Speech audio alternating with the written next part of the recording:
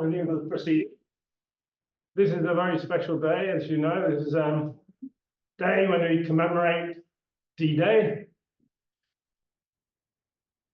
and the victory of democracy and peace over tyranny. There'll be partying and celebrations in Pooley Bridge after this event, which those who wish to go to are welcome to do so. We're told it's behind the Sun Inn. And these celebrations, of course, in remembrance of those people who gave their lives in the war and fighting to give us freedom. It's also a day when the European elections have started today. It'll take a bit of time, but again, the same process. So, you know, in a strange sort of way, maybe it was planned. Europe itself was part of that follow-up to the war and everything it led to, the post-war dividend and the institution which gave peace and security to so many people, 400 or 500 million people in Europe. But tonight, it's our great pleasure and privilege to turn to inspiration in creation, creativity, and to entrepreneurship, and to youth. I think I can still call you youth. I've got white hair, but to young people and what they're trying to do to transform their lives and other people's lives. And we happen to be very lucky to live in this valley, which has so many good examples of young people, middle-aged people, people trying new things, experimenting in a very dangerous and difficult time when I didn't have the courage to do it. And what with climate change and the whims of different governments, I don't know how you can plot a course that gives you peace and serenity and the ability to make your family, make a good home for your family. They're going to talk today about Wilderculture. As I said on the press release, they came to Galborough in 2017. Very courageous decision to stop what they were doing and to take over a farm. And explain all the background here. They chose a different path from the people who previously had the farm, the grandmother. And they're doing cutting edge work.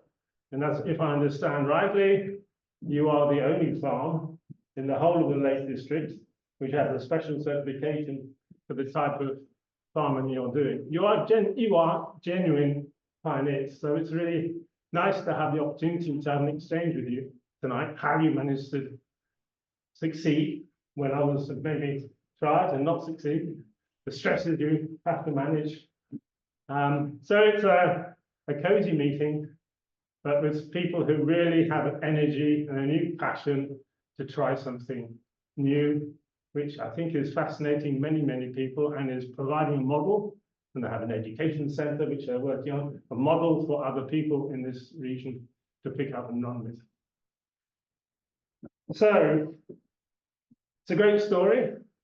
I think that, like all farmers, as I said, they have to cope with the vagaries of the climate, the economic environment, the political environment. It gives them great, I don't know, it's not the light-hearted, is what I want to say. Now, I hope they'll share their experiences and we'll all have a great time listening to them. We'll have a talk for 40 minutes or something, whatever time they need. Then we'll have question and answers, and then we can all troop along to share in the celebration events in Pooley Bridge. Pastor Sam and Claire. Thank you very much. Thanks.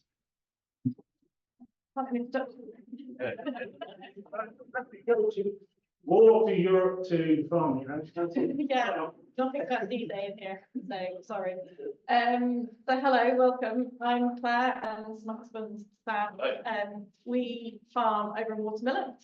If a Wilderculture approach doesn't make any sense to you now, I'm hoping by the end of this talk you'll understand what it is. It is farming essentially, but it's farming and using the approach that we have applied to Galborough Farm. So I'll start off with a bit of my moving stuff. So Claire's going to start, and then I'm going to do a bit in the middle, and then Claire's going to do a bit at the end. So yeah, just to get our bearings together, for those who don't know where we are, we're Garable Farm. So this photo is taken from Hallen Fell. You've got on the far side is Garable Fell, and kind of, yeah, around there. This is mostly watermelon. So we're the Garable Fell end of watermelon. The farm has been in my family since the late 70s. I grew up there. My granddad bought it and started farming it with my nana in the 70s. Prior to that, it was owned by a family called the Charltons, and before that, it was owned by the Howard family from Greystoke. So my family, so they were the Parks. They were the first family to be owners and farmers. Prior to then, it had all been tenant farming. So my granddad farmed it for about 20 years, until the late 90s. He sadly died then. My uncle died about 5 years after him.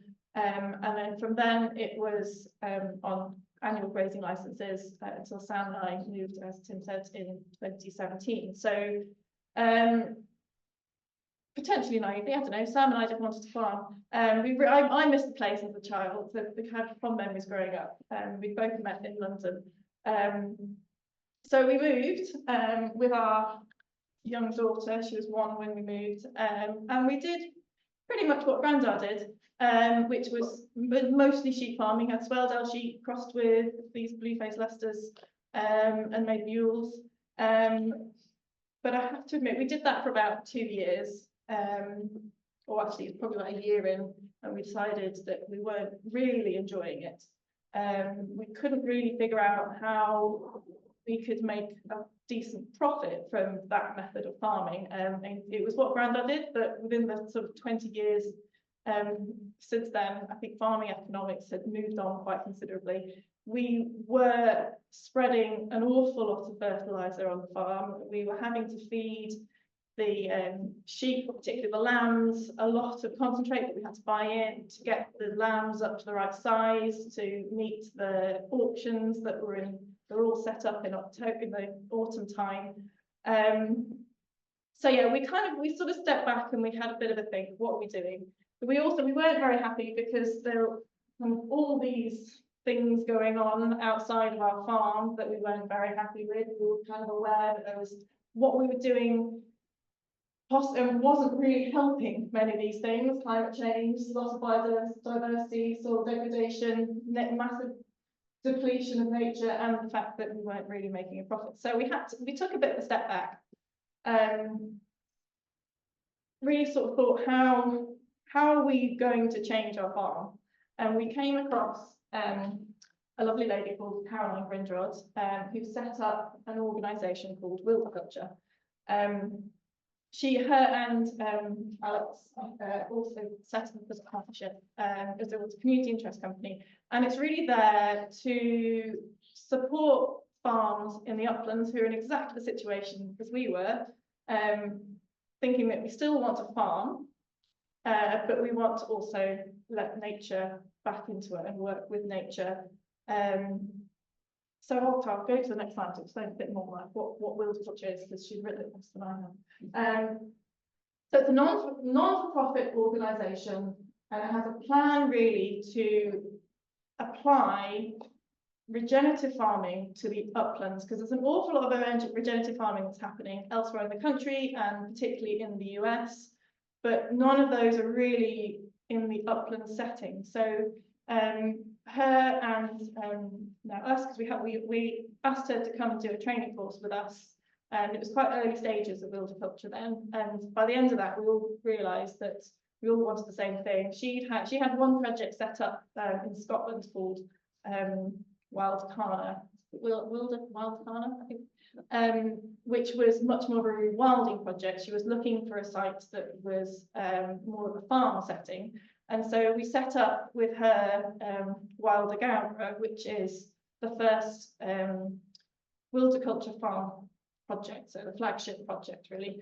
But the beauty of it is that whilst we've got a Wilderculture project here, if anyone is to ever apply Wilderculture on their own farm, it's not going to look the same as what we're doing. Every farm has a different financial, different social, and different environmental impacts to it. And so what you do is you view your farm thinking about those three things in particular, and you put together a context. And from that context, you can then apply the principles of that context onto your farm. So I'm going to hand over to Sam to kind of explain how we built up our context and how we've now applied it to how we are farming our land. Yeah, thank you. So I'm a bit of a history kind of fanatic, and I think that probably the first stepping stone behind how we sort of came up with the context behind what it is that we're actually doing now. And this map that I found shows Gowborough as a park, which is what it would have been in the Middle Ages. So it was actually a forest, declared a forest by William Rufus. And then after that, it became a kind of ring-fenced parkland type habitat. And I became, more and more interested in this and started reading about the surveyors. So Thomas West and James Clark, who both surveyed the Lake District in the kind of 18th century. And when Thomas West walked through Gowborough, he described this amphitheatre, which is undoubtedly our farm, which is definitely an amphitheatre, which was spread with decaying roots of ancient oak trees. So that was 18th century. So presumably some of these ancient trees had either been cut down or just kind of grazed kind of, to be killed. James Clark has a really amazing kind of anecdote where the vicar of Watermillock gave a sermon on a Sunday once, saying that he'd been up on Priest Crag, which is it's not part of our farm now, but it used to be part of Gowborough, and he caught the parishioners, for want of a better word, having a good time in amongst the nut trees. And so he spoke to his friend, the Bishop of Carlisle, and he ordered that all the trees were to be cut down and burned. And so these types of stories that are there in our history, so indicate perhaps what the landscape used to be like, and perhaps what it could be again if we do the right things. And another critical part of our context is our family. We've got a young family, two children. When we were, quite intensively farming sheep and had cattle housed, we were finding it just wasn't really working for our family life. I was spending a lot of time on my own, either mucking out cattle or feeding sheep or doing something that it just wasn't really working out for us. And so that was another big driver to sort of change what we were doing. We became obsessed with soil. I read a book called Dirt to Soil by Gabe Brown, and an American regenerative farmer. And I became, just obsessed. I started digging holes everywhere. And for example, this is a hole. So this is a hole that I dug in a silage field on the left-hand side. And then just over the fence line was a bit sort of that had been fenced off. So it hadn't been cut, it hadn't been grazed, it hadn't been sprayed with any chemicals or anything for probably 10 or 15 years. And I just thought to myself, well, which looks better? Do you know what I mean? It's quite obvious. We've got yellowing looking vegetation that looks sick on one side, and we've got really healthy looking, green, lush looking grasses with lovely chocolatey looking soil. And I became, just really interested in how could we push the whole farm to look like with soil like this, rather than compacted soil with shallow roots and sick looking plants. A key thing that we did was carry out a broad habitat survey, so a phase 1 habitat survey. We had an ecologist called Rob Dixon from Wild Lakeland who came, and he walked through the farm, and it took him it's basically just a day really to kind of broadly categorize the different types of vegetation that we had on the farm.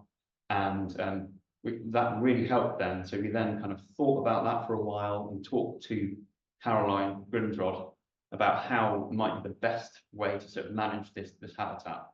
And essentially the method of management now is described up here. There's a lot of information up there, so I'll try and sort of talk through it slowly. Currently, the stock numbers are about 70 head of cattle. We just finished calving. We've got right now 3 pigs, with the slide slightly out of date, and 5 fell ponies. And we basically split the farm into different sections. So we have on the top fell about 80 acres of heather moorland, and currently we graze that with the ponies during the summertime. We could put cattle up there too, but a big restriction is that there isn't much water basically up there. So yeah, until we solve that one, it's probably just going to be the ponies. Below that, there's a commercial forestry block, which has been incredibly useful in giving us sort of capital injections as required. So when we first moved to Galborough, we needed to buy some stock, and we needed to we built cattle handling facilities as well, for example, and that plantation helped to provide the kind of funds to do that. In the middle, we have the band of kind of the ancient wood pasture, so the kind of remnants of what that old map was showing. And now that's where we overwinter all the animals. So the cattle, pigs, and the ponies, they spend the majority of the winter. So from kind of November through to March, they're up there, and we leave all the gates open. And so the cattle can and the ponies and the pigs can just decide where they want to be, and they can go in and out of the woodland. And we've actually taken some of the fencing down this year to actually give them more freedom to decide where they want to be, which actually works really well, because obviously we get really wet and very windy weather around here. And then that means that the lower fields that are next to the lake, we just use in the summertime, from the growing season really. So from the middle of April through to November, and we use something we call adaptive multi-paddock grazing. So we split those big fields up into smaller paddocks using single-strand electric fencing, and we try to move the cattle every single day, so that they're getting a fresh bite of grass that hasn't been grazed for anywhere between 45 and kind of 90 or even 120 days during the summertime. And that means, we really don't have many animals in what we call the winter block, so the wood pasture. We don't have many animals in there at all during the growing season. So by the time you get to November, December, the grass is like up here, which is working really well. And all of the trees that are up there, is a crucial thing, are allowed to actually express themselves. So we're seeing a lot of older just regenerating across. So all of the watercourses, the ditches, we've got thousands and thousands of older saplings that are popping up now. And obviously all of the sort of wildflowers like the orchids, and things like the ragged robin, marsh trefoil. We've just seen this explosion of things that we never saw before, and even things like grass of Parnassus, that is the county flower of Cumberland, and I've never seen it or even heard of it before, until we started to actually just let things grow tall and give it a proper rest.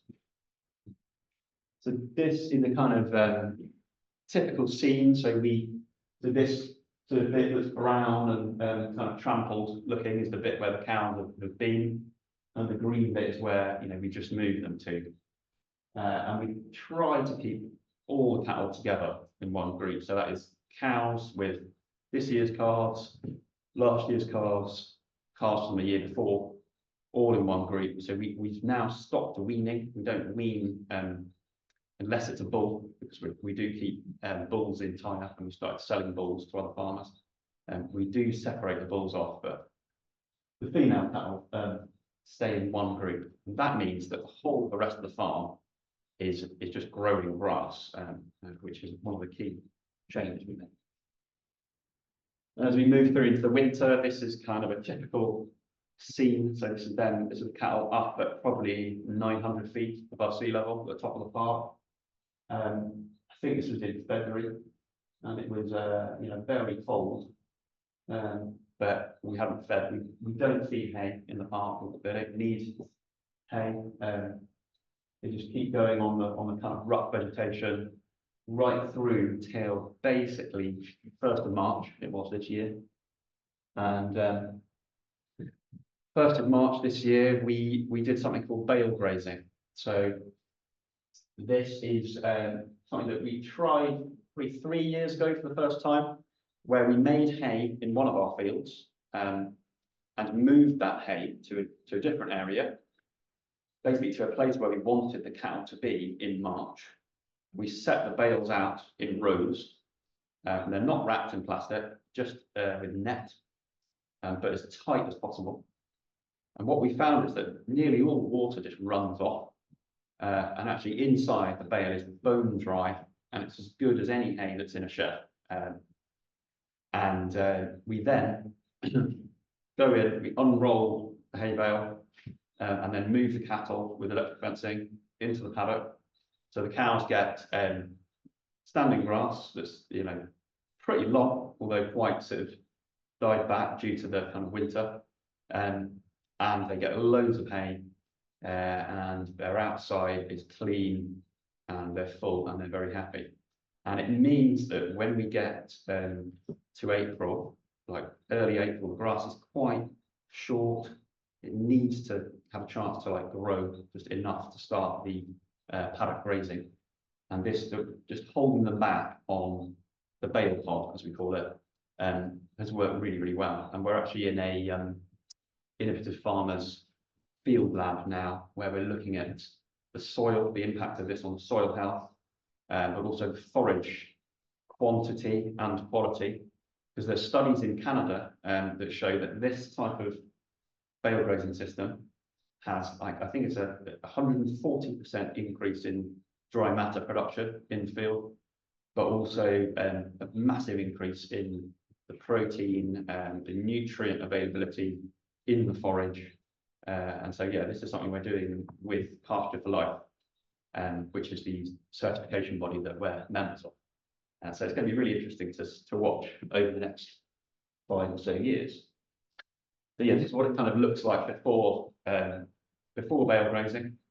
Yeah, lots of grass all around the bale, which is really important.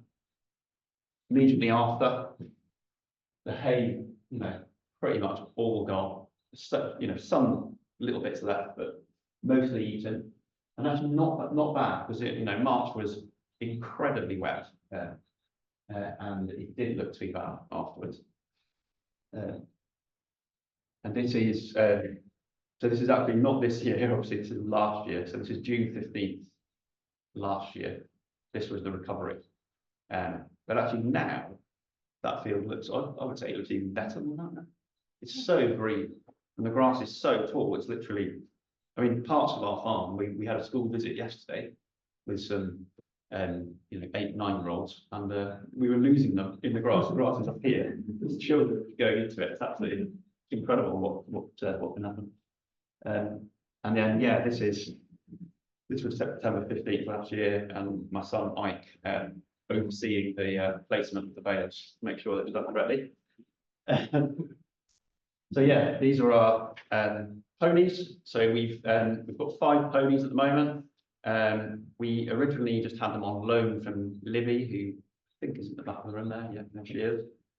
And we have now bought one of them that's got a foal with it. So it's very exciting that we've still got these animals that are really, really fit for purpose, kind of native graziers that just do fantastically well with almost no intervention whatsoever. And they the way they behave and the way they graze is completely different to cattle. So I think they complement cattle really well. They eat a lot of the kind of tufted hair grass, the rushes, the things that the cattle are less keen on, and also their digestive system, because they're monogastrics, and they can ingest seeds and kind of poop them out the other end really fast. I think that can really help with seed distribution across the park. And these are the piggies. So we have Cooney pigs. Cooney means fat and round in Maori, and that's basically what they look like. They are, because there's no native pigs to New Zealand, people think they're descended from primitive pigs that people had here in the sort of 17th century that went over on ships to New Zealand and then kind of bred with an Asian pot-bellied pig. So that's why we like them, is that we're kind of reverse engineering these animals back to perhaps what they were going back to the 300-400 years. And they're smaller than, Tamworths are like massive like this, whereas the coolies are sort of down here. And because of that, we don't need to feed them any grain. So just like the cattle, we don't use any grain to finish either the beef or the pork, which I don't think there's many other places in this country or even in the world really that you can actually buy pork that is entirely forage fed. They eat acorns, they graze grass, they make nests out of bracken, and yeah, they're absolutely incredible animals. And one of the really exciting things that we've seen due to the way we're now managing the farm is an explosion of biodiversity. And top left, we've got it's a pearl-bordered fritillary butterfly, which is just a lovely butterfly. Not quite as rare as the marsh fritillary, but I think that they're quite close. So I'm hoping they'll just pop over soon. And then dung beetles. So bottom left is a geotree, a deep burrow one. Yeah, no, they've all got lots of names. I think that's one of the deep. Yeah, that's a tunneler. That's a deep tunneler, a geotree, deep tunneler, which when we were using quite a lot of insecticide with the sheep, we were using Dix or Crowvet, which is an insecticide. We didn't notice any dung beetles, and we were seeing a lot of dung just on the surface, not breaking down. But now that we've moved to this way of managing with cattle with the long rest periods, they're going into grass that's not been grazed for 3 months. There's no parasite burden, there's no worm burden. It's clean, so we're not getting fly problems anymore. And so we're not having to use any of the insecticides or the wormers that we used to use. And as a result, we're seeing more dung beetles, which is then meaning the dung's actually breaking down much quicker. Plus, you might be able to see on that dung beetle, there's little red mites that are on the belly of the dung beetle. So they're called phoretic mites. And they actually hitchhike on the dung beetle between the cowpats. And then when they get to a new cowpat, they crawl off and they eat the fly larvae that cause mastitis and cause eye problems in cattle. And so they're actually helping, to control flies. And then another thing that's controlling flies is spiders. So by having long grass and accepting, let's be honest, slightly scruffier looking residual, when the cattle move out of a paddock, we're not running out there with a tractor and topping it. We're just leaving it, and the spiders are building massive webs across paddocks, which is acting like kind of nets that just catch. This is a massive horsefly that's kind of that long that an orb weaver spider has caught. So yeah, lots of benefits to the way we do it. And in terms of soil health, we've seen a definite improvement in the aggregation and soil structure. We're not entirely happy with the way things are, and we think we're early in the process. But we have in some places seen radical change. So on the left-hand side, you've got a paddock in one of our lower fields, where you can see it's pretty compacted looking. We did an infiltration rate test, so with a litre of water inside a 6-inch drainage ring, and the water just kind of stood there and didn't go in. We did that same test 2 years later after leaving the grass to grow long, and we were getting it in 14 seconds.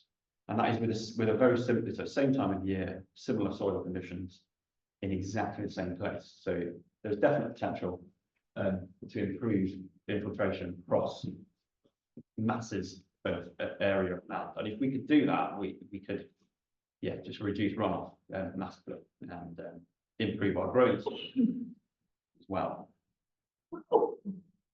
We have now started, so last year we started our countryside stewardship scheme. We were kind of nervous about going into stewardship because of capital works and the amount of money that it would cost to kind of do the capital works, but also we were worried about restrictions. So we weren't keen to have people telling us, you know, you can't feed hay in that field, you can't graze that field at this time of year. So we wanted to try out this way of managing the farm for a few years before we committed ourselves to it. But what we have now done is put the majority of the lower fields by the lake into something called restoration to species rich grassland, which is going to help us to increase the diversity of the wildflower species in those meadows. And so under stewardship, we've plug planted about 15,000 wildflowers. So that was last autumn, with the help of volunteers and a lot of our own labour. And so that's quite good, and hopefully we'll see an explosion over the next few years. And then up in the wood pasture areas, we have planted trees, and we've done it in a different way, perhaps to what some of the other tree planting schemes have been like in the last 20, 30 years. We don't really like plastic tree guards because we've found previously that it leads to, there's quite a lot of losses due to just grass kind of growing up inside the tree tube and choking the tree.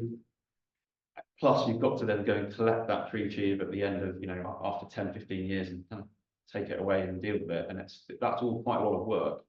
And so we decided to go for bare planting. So that is just trees on their own inside exclosures like this. So this is a 12-foot square exclosure with 75 trees inside it. And the majority of those are thorn trees. So we've got about, I think it's about 40 or 50 thorn trees. So a mixture of blackthorn and hawthorn. And the idea is to create like a scrub thicket. And then in the middle, we've planted kind of more palatable things like oak, aspen, willow, alder, yeah, loads of it. We've got a massive long list of yeah, hazel, sweet chestnut, and that type of thing. So hopefully, it's looking pretty good, I have to say. In sort of 5-10 years, we'll have lovely kind of thickets all across the wood pasture that will not only be really good for cattle, because it's going to provide shelter in the winter, but yeah, good for wildlife, you know, bird shelters, and yeah. And then this is some of the, so this is what the winter block looks like in the summertime. So we have a lot of orchids, incredible things that we didn't really notice before. And this on the right, you can see a sort of line of alder. And this is stuff we haven't planted. This is just there, and it's just naturally regenerating. And we, yeah, as I mentioned before, we are Pasture-for-Life certified. So we're the only farm in the Lake District currently that is Pasture-for-Life certified. That means that we do not use any grain whatsoever to finish our animals, which was a big mindset thing. We had some people saying to us that that wouldn't work. You have to feed grain to fatten your animals. But we found that not really. If we, you know, we're actually getting really good growth rates of animals, so between 1 kilo and 2 kilos a day growth rates this time of year. So it's, yeah, I think the beauty of this, moving them every day, is that they're getting very good nutrition and a constant level. we have sent our beef, very exciting, really, something that we've done quite recently is send off our beef to America to get tested for nutrient density.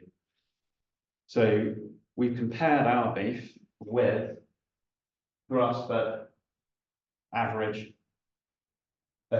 Scots ribeye from a leading supermarket that I won't name, because otherwise I'll probably get sued. And then sort of grain-fed average. And this is all through Pasture-for-Life, who have helped us to collate this information. And we looked at probably the most important nutrient kind of density angle that we've gone for is looking at the omega-6 to 3 ratio. So for humans to be healthy, we apparently need to be eating a kind of diet that contains an omega-6 to 3 ratio of around 2. Currently, most Western diets, it's around 30. So potentially this is why we're seeing a massive increase in type 2 diabetes, other autoimmune diseases, and just general sort of unhealthy population. Our beef has an omega-6 to 3 ratio of 1.6, which is very low. That means you're getting more omega-3 basically out of your Pasture-for-Life beef. Grass-fed average 2.2, so it's pretty good, but it's not actually as good as ours. And then as you get up towards the grain-fed beef, it's about 6 to 8. So yeah, another reason, obviously we're saving money, we're not buying concentrate, but also we think it's better. It's just better for us as people to eat. Another thing that kind of infuriates me really is when people start talking about cows burping and it's killing the planet, which I get if they're in a shed and they're eating grain and the grain's grown somewhere else like South America. Yes, but if the cow is outside eating grass and it's managed under a kind of system like ours, then really there's not really any net emissions. And in fact, quite a lot of farmers are proving that you're actually sequestering carbon into the ground, particularly on a farm like ours, where we've actually got thousands of boulders that are just growing. So we must be sequestering a lot. For example, in America, there's a farm called White Oak Pastures, who have been doing a lot of life cycle studies, so using independent kind of auditors to look at what their farm is doing and comparing it to conventional beef and even vegan alternatives. And they're actually showing that their beef is against sequestering into the ground. So that got me thinking maybe we should look at our own carbon audit.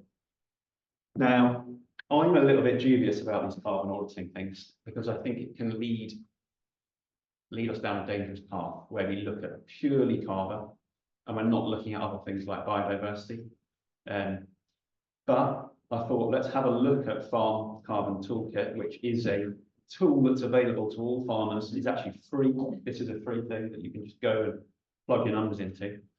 And so what I did is I looked back at our accounts. I looked back at what we were using in 2018. This is when we had 240 ewes, and we didn't have many cattle actually. We had about 10 cattle probably at that point.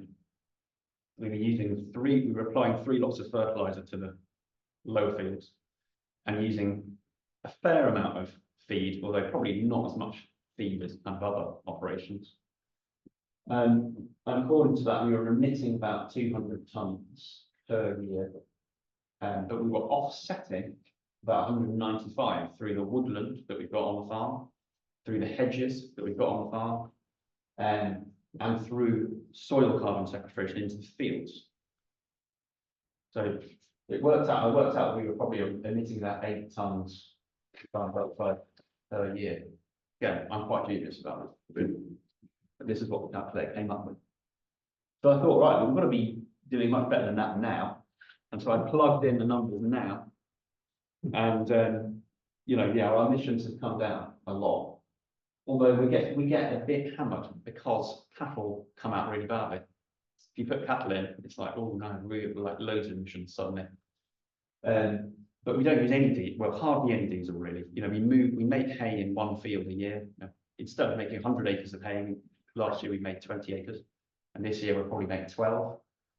So we're using a lot less diesel because we're not cutting as much, we're not moving bales around.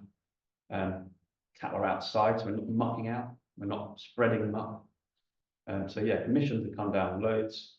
Sequestration has gone up loads because actually you can put in wood pasture creation and you can put wood pasture restoration into farm carbon toolkit, and it kind of works out what that means in terms of carbon. And yes, so according to this calculator, we are now sequestering 200 tonnes a year, which must mean that the products that we're selling are helping with this. Yeah, let's maybe discuss that later. And at that point, I'm going to hand over to Claire again. So I think something that Sam didn't mention is our system of farming is a lot more simple than what we were doing before, and it takes a lot less time. At the moment, you're moving cattle in the morning and you're done by about 9:30, 10 o'clock. Yeah, usually before that. And so some days is a lot more work, like setting out fencing, or we need to bring more cattle in to do sort them out, but that happens very rarely. So we've got more time is kind of where I'm getting to. So we're kind of looking at one thing to consider is how do we maximise the value from each animal that we have. So we're doing that by selling all our meat direct, which we really enjoy doing because we really like eating the meat ourselves. If we weren't selling direct, we wouldn't get any ourselves. But something I've started doing the past couple of years is doing something with the hides. So I could spend a whole session talking about leather in the UK, but I won't.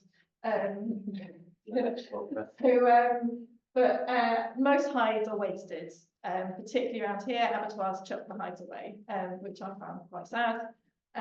So myself and maybe 2 other farms in the country are getting our hides tanned in the UK and returned to us so that we can make products. So I started making handbags in person. It's great fun. So yeah, that's one of the things that we started doing.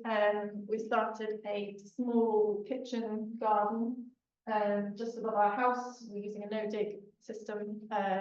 So I've got a lady called Sally who runs that, and we have volunteer days on Tuesday if anyone wants to come. So it's a nice social thing to do. So yeah, we used a lot of the project. A lot of the produce goes to the quiet sites where they sell the pizza. So a lot of we kind of target what they like, but we also do a lot of events at our barn. So whenever we cater for those, we use our own farm produce as much as possible. One of the other things that we've been doing lately, if anyone driving around along the road, the main lake roads this winter, we are doing hedge laying. The main reason I've got hedge laying on here though is because we don't waste anything. All the stuff that comes off from hedge laying gets turned into wood chip, which we are turning into amazing compost. This on the right is called a Johnson Stew bioreactor, which sounds far more complicated than it is. Basically, we're making really good compost using wood chip and what else? We've got grass cuttings. Yeah. We're basically trying to recreate a woodland floor in a compost system, which creates amazing soil, which is then going to go back onto the veg garden, and we're going to see if we can make something called compost tea. So because we're creating a woodland soil, it's got amazing bacteria to fungi ratio, which is something that we want to get back on the soil in our fields. So we make compost here that and spread up the field to try and turn more. I think we're too high in bacteria, not enough fungus. So that's another thing that we're getting up to. And then we have recently converted, using some farming and protected landscapes funding, converting one of our barns. So we've got these beautiful stone buildings. I think this one's an 18th century one, which economically we're not contributing to the farm. So we've converted it to a classroom space. We've got a kitchen in there, the commercial kitchen. We've got the dining room there, which we have on the top left.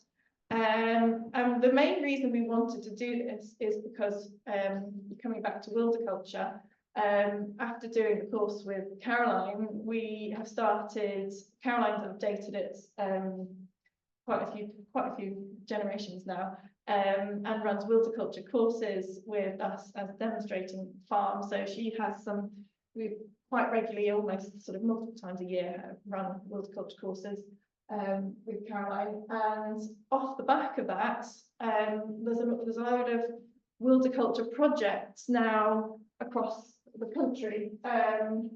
So Low House Farm is actually in Long Sleddle, so it's South Lakes. Where's Milton Tumor? There are So that's Blair. That's like Blair Athol estate. So Blair Athol, absolutely massive estate. It's like 90,000 acres, but they just put their kind of home farm 6,000. So Caroline's influencing a lot of people around the country now, and across the world. Actually, we've had a few people come from. You had somebody from New York that come. I was like, can I go? I want to go there. So the kind of the Wilderculture approach is not just happening here; it is happening elsewhere and on much larger estates than our farm. I mean, it's quite nice coming together because compared to these large estates, it's relatively small. But it's got all the same habitats that you might find on a large upland estate, so they can see everything and it's walking distance. So yeah, that's kind of coming back around to Wilderculture again. But I realised, so we haven't spoken an awful lot about our cows, because they are the engine to our system. This is our bull Merlot. They're shorthorn cattle. We originally went with shorthorn cattle or beef shorthorn, because they're relatively commercial in the sense that they're a well-known breed. If we had decided completely the wrong animal, we could just send them to the auction and they'd probably do quite well. We've since learned that the beef shorthorn breed has been it's native to the northern England, but it's had an awful lot of messing around with, I'd say, is probably the best ways. People have made them bigger and bigger, so that they get fatter and on grain, essentially. Most shorthorn herds these days are brought into sheds in the winter and fed, which is not really what suits us. So we bought Merlot, who is from a herd down in Western-super-Mare, which has been a closed herd since the 1960s, I think 1930, but that's his sort of 1930s genetic. So he's very much a heritage shorthorn cow, or rather, he's got nice short legs. And coming back round to the Ullswater heritage site, there is this amazing painting on the Ullswater Heritage website, which is pastel tackle auction. And look, the shorthorns, and they're around this kind of shape of shorthorn. This was 18th or 19th century. That's the shape of shorthorn that we want. Yeah. Rectangular short legs. These days, the shorthorn cows you see are much taller. Don't have the massive guts that those do. We can talk for ages about shorthorn cattle and maybe stop that. So yeah, I thought it'd been quite nice to finish on a painting from pastel of shorthorn cattle, because they've been here for centuries. So yeah, thank you very much.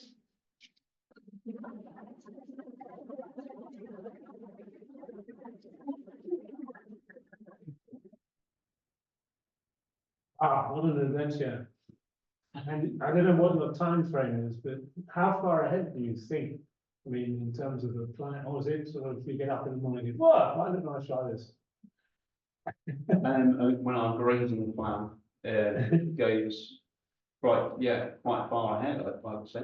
Yeah. I mean, we obviously adapt quite a lot, because things do change.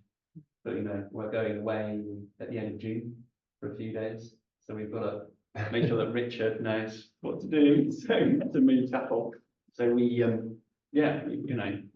it's quite good actually having this kind of grazing plan, because it means you can plan for sort of holidays, and you can plan for things like that, which we were struggling to incorporate. I didn't think farmers had holidays. Well, no, nor did I. Yeah.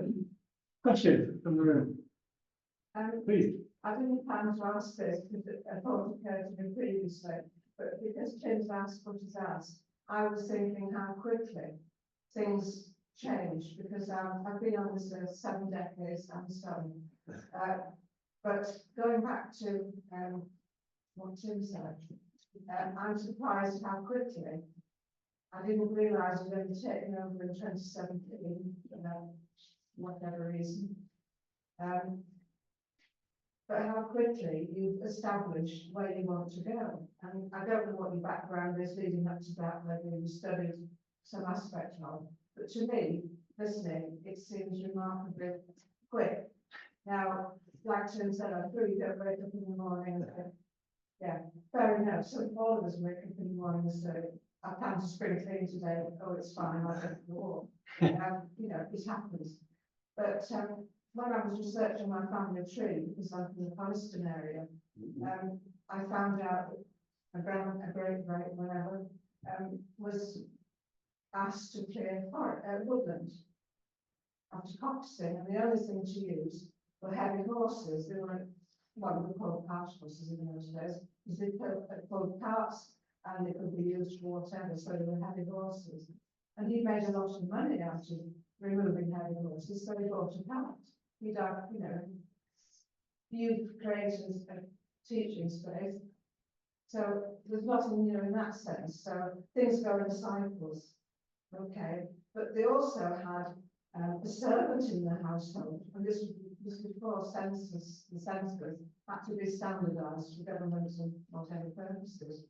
And then it was possible to trace what had happened. He must have moved from Palestine to Ullswater, and that was where he flourished. And then somebody in the family happened suddenly doing something else. But everybody, you know, it goes around in circles. However, they never had the chance to have a holiday. I'm not going to go because they had to make money to keep going, because they had X number of children. Some of them might die.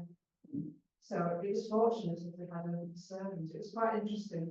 Sort of, it's opposite end of the or the other side of what Tim asked you. It's very interesting. I don't know whether the Zoomers would have picked up the question. One of the difficulties of having this sort of Q&A is that. Can you come a bit further this way? Oh, okay. But the basic question was, how do you manage to do this so fast? I mean, the change process. Yeah. The changes you made are so radical and so fast. Just for someone who's had that experience. Quite, it's been an evolution, I would say, definitely. We probably, I mean, we met Caroline in 2018. We started really implementing change in 2019. And things like the bale grazing, we didn't start until 2021. It's kind of one of these things that's every year sort of trying something new. I mean, in terms of the changes to the landscape, that again, it's just every year it seems to be that little bit better. I think a big thing that we noticed, or we got a survey that sort of really demonstrated the change to us, is that when Rob did that broad habitat survey, particularly on the lower fields, he did quadrants to look at kind of species per square metre. And the number of species per square metre was really very low, sort of 2, 3, 4 species. So that's 2019. In order to put our stewardship application in for our countryside stewardship, he came back and did another survey in 2021, and he was getting, again with quadrants, an average across the farm of between 8 and 9 species per square metre. And one of the fields has got up to 14 species per square metre. So that changes just from mob grazing. No, I think we scattered a few seeds where we might have a bit of poaching, but not really anything. So it is quite remarkable if you just let things grow and let nature kind of express itself, how much change really can come about. Other questions? Does it Yeah. work economically now that we've had 5 or 6 years of doing it? So the question is, does it make economic sense?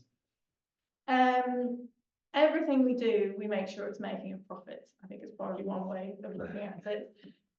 We do cut everything down by enterprise. The two main income streams are the sale of beef and our payment through our countryside stewardship. And I have to admit, the countryside stewardship payment is the bigger of those portions. But then I suppose we are delivering a environmental benefit. So I'd say that if we didn't have the stewardship, it wouldn't be enough for us to live off just through the sale of beef. But then, as I said, that the beef doesn't actually take that much time, so we would have time a day to have another job. I suppose. Yeah. And there's a lot of time associated with delivering the stewardship scheme. I think one key thing is, so at the beginning, when we first moved up, Claire was working full time, she was going to Manchester, and now you're working what, like a day or 2 days a week? In fact, I mean, I think about a week a month. So it has to be working, doesn't it? I mean, it is. A comment rather than a question. I spent years, I used to be a farm conservation advisor, and I spent years going around advising farmers on conservation. So first thing to say, just fantastic. 40 years ago, I never ever dreamt of things happening as you are doing now. So fantastic. But also, I spent a lot of my life going around interviewing farmers, talking to farmers, checking out how things like stewardship are working. But the sort of indices for those, for DEFRA, I suppose, have always been in terms of what they were looking for at the time. And now sustainability is a term which is very often used. But one of the things that always concerned me was that it was never looking at the sustainability of communities or families come to that. Yeah. And I remember years ago, probably 30 years ago, going around looking at the ESA scheme, the environmentally sensitive area scheme, in the Lake District and going into interviewing farmers, and nearly everybody I saw was 60 plus, with people who didn't want to take over from them. And I can't say, we won't comment on marriages that are split up, etc.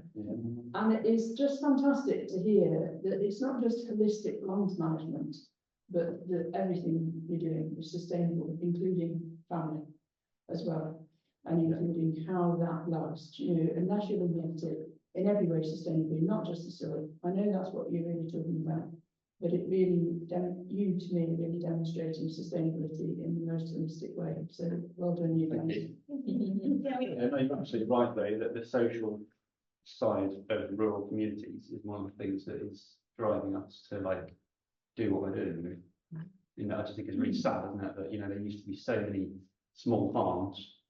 In Watermillock, there would have been 10 working farms alone, just in Watermillock, and now, well, I don't know, maybe 1 or 2, isn't it? Not Right. So it's people who couldn't gather anymore, the changes, because regardless of whether sheep were the best thing or not, but up on the high tops, they couldn't have them because there was nobody to gather. Actually, sometimes I remember in the landowners because they'd fallen out with each other so badly. Yeah. But also because nobody was physically capable of gathering anymore, and all of that side of it too. So Yeah, I think we've really got to watch that. We really need to make sure that there's still, the next generation is coming through, and how can we support more young families? And that's one of the things we're doing with the market garden and growing.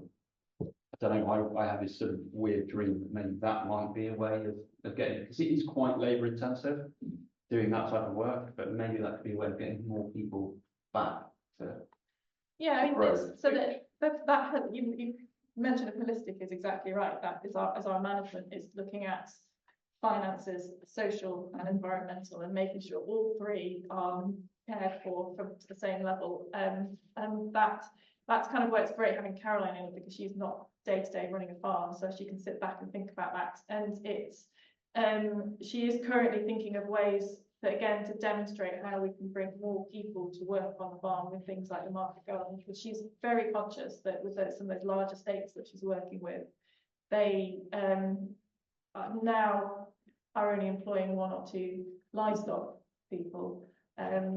So she's trying to think how can she bring in more people to those large estates and trying to use us as a bit of a demonstration for that.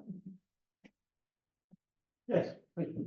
Can I ask about, it's sort of follows on a bit. I mean, there's just a lot of land here, a lot of public land that is arguably not being managed in a way that supports water, carbon, and biodiversity. How are your neighbours locally and around responding? Are you picking up? You've got more time, your costs have dropped massively. Are people interested in the farming community? How can we scale it up? I think that's one of the main things that drives me, and when I get out of bed in the morning, that's it really. You hit the nail on the head. I think actually our area is pretty good. Like, you know, our neighbours Glencoyne, they've got wood pasture, they've got hairy cattle, and it's pretty nice. Do you know what I mean? And obviously there's James in Matterdale, who's doing amazing stuff. I just think that we all have to just keep going and just demonstrate that it's working to everyone. Yeah, I And then keep going with, so Caroline she's a proper teacher, you know, she's really good at that. And I think we just got to keep working with her to show others what's possible. yeah, try and communicate, and that's part of what the education centre was for as well, to just show. I mean, we've had quite a few days where had a lot of farmers come. So Pasture-for-Life was hosted a couple of days at our farm now with sort of 50-60 farmers. We've had an AHDB day. The funny thing is, I don't think an awful lot of local farmers came to those. That is true, actually. Yeah, but our they- immediate neighbours didn't come. We've also started doing school visits. I think that is, again, you get it. You just get young people onto the farm and showing them what we're doing, explaining about dung beetles, and although some of the 14, 15-year-olds just did not, they didn't want to know about it. They were not happy with dealing with dung beetles. But actually, yesterday we had 2 groups visit, and Year 5 age. they were much more engaged, actually. I don't know. Let's take another couple of questions and then allow them to go, as it were. Yes, John. What's been your greatest success so far, and also what's been your biggest surprise, good and bad? The question is, what's been the greatest success and the biggest surprise? Hold on, get the book, got all that. I think it's seeing all the different species of flowers that we just never realised were there. When we had kind of 250 odd sheep, we were managing the park such that sheep were grazing there in summer, and in winter as well. It was getting quite hard grazed, so nothing ever grew very long except the rushes and the bracken. And letting it rest, they literally flowers with like blue orchids. We had no idea we had. I think one of the first few years, massive flush of buzzfoot trefoil or marsh trefoil, Yeah. so it's just yellow with it. And it's every so often you just like a ragged robin would turn up, and you've got absolutely no idea where it's come from. I think that's a real joy, I would say. I don't know if that fits into either one. Have you got anything? Some surprises. I mean, occasionally we have a bull that just likes jumping through fences and things, and that's always a surprise, isn't it? But so I think, yeah, we're learning every year, and yeah, it's quite tricky though, managing a relatively small farmer having a bull and trying to keep him separate when he should be. But we're getting better. Are there any questions online? I think you may have covered some of this, but Kate Russell is asking, could you share any comments on where your income now comes from? For example, what percentage from beef, what percentage from stewardship, and what from other activities? You've more or less answered that. It's probably about 60%, 70% coming from the countryside stewardship scheme now. The rest is made up of the beef, the pork, which is not very much. Market garden, again, it's pretty small. The courses that we're running. Yeah, so it's quite diverse, but yeah, definitely majority is stewardship now. Thank you. Any more questions in the hall? That's all. It's not so much a question, Tim. Yeah, When in your opening remarks, I remembered something that was more related. Must be 20 years ago, 30, descending from wherever, higher up than the lead mine. The leader stopped above the lead mine and we thought, why is he stopping here? We've got our sights on the Traveller's Rest. But it was round about the time of leader celebrations. And I think it's quite a significant one, 75 years later. And he said, in the lead mine below, if ever there was an accident, they couldn't call whatever. And I think it closed, what, 1950 or so? lead mine, 61. Finally. But apparently about the time of the First World War, somebody who was walking in the area related to army medics or whatever, even before the First World War, but anyway, they discovered a lichen, and the lead mines have been using it for years. And it staunched bleeding. It was like gauze. And as a botanist, maybe she knows what it's called. I can describe it to you, but my memory fades those tricks. And apparently, they even used it in the Second World War if they weren't so near wherever. There They might, took it with them. Yeah, there might be wound So wall, it's what- talking about maybe wound wall or something. Yeah, it's Right. like it's stored slag in and the same way moss, it's stored now. No. You know, it's the best thing, nearest thing to hand during, the local hospital, if there was one, some distance away, so, you know, Yeah, it's right great. quickly if somebody was bleeding heavily, and apparently it was incredibly effective. Yeah. I might know when I describe it to her a bit more detail. She might have a book and I'll be able to, well, she will have a book and I'll be able to say that's it. Okay, that was really related, that's. So our tradition was to ask you who you would like to make donation to. I hope you will give a donation and speak also to the Zoomers to the charity they're going to present now. Yeah, so our kids go to Pasteur School, so it's the Pasteur School support group, because they're currently trying to raise money for laptops for all children and interactive whiteboards. So I think they're trying to raise about £20,000, so, which for a school that size with declining numbers is quite a struggle. So Yeah, any donations would be much appreciated. Thank you. So out of Pasteur School, who's celebrating its 150th anniversary this year. Our twins and our twins went to the school for a short period and they had a wonderful time. And yeah, there are all sorts of ideas. And I don't know, Cecilia, you want to say something about other ideas for money for the school? No, No. just how important the interactive whiteboard and Yeah. to get the equipment. Okay. But just more funding on them. But So maybe I'll just say a few words at the end just to thank you, because I think it is extraordinary to me how far you've come in such a short time, how you're applying science to everything you're doing. You're taking risks, but it's always measured risks, and you're doing it in an environment which is very, very difficult and dependent, as I said, very much on climate issues and political issues, which you have no control of. So I think what you're doing is something really spectacular. And it's coming at a time when there's a lot of reflection going on. You're very well aware that a new film's come out called The 6 Inches of Soil, which is going around making a lot of difference to people's perceptions about the importance of soil. I remember the first time when your mum gave a talk to the Ullswater breakfast group about the soils, and she was so passionate about the product of the soil, what it's doing. And an institution which I'm a trustee of called Gaia Education is just one a big contract with 12 other institutions, €6 million on soil to look at how to promote better understanding of soil in schools and so on. So suddenly there's been a resurgence of interest, which I think is fantastic. And your group, really, you and all the work you do, you're really at the cutting edge, I would say. And there's a link, special link also, I would say, with Friends of the Ullswater Way, because we started, as you know, a habitat program.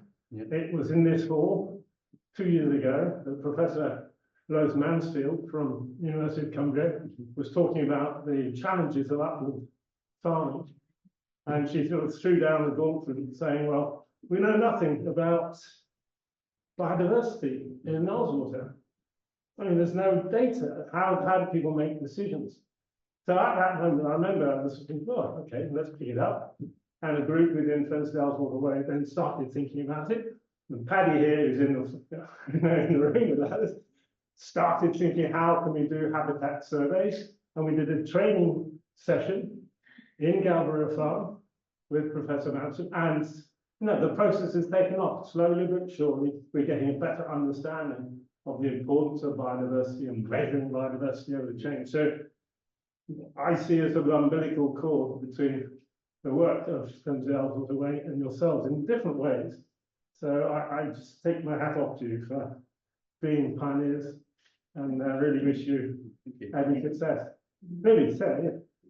Yeah, I'm Lady Robinson. I just wanted to say that there's a collaboration of the fell ponies being at Galborough, and Tim and Sam and Claire are very passionate about them as myself. And we're actually running a course, a collaboration course at Galborough with the Fell Pony Heritage Trust the first week of July, which is looking at the wilder fell pony and how important it is in the region and how important it is to keep it as part of the building the soil, as the horse equine is the missing link in farming.